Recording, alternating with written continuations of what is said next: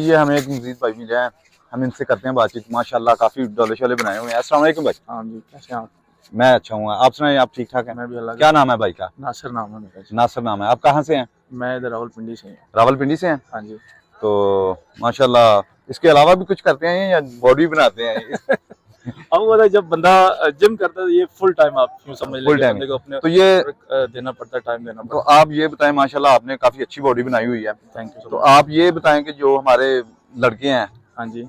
नौजवान, इनको कितना जरूरी है ये?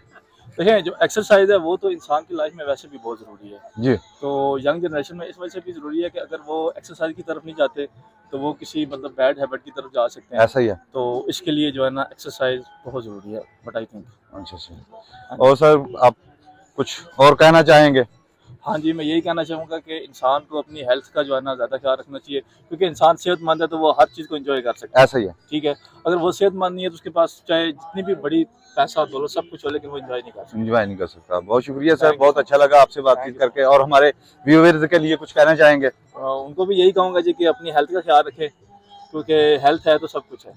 बेशक, बहुत शुक्रिया। Thank you sir, thank you.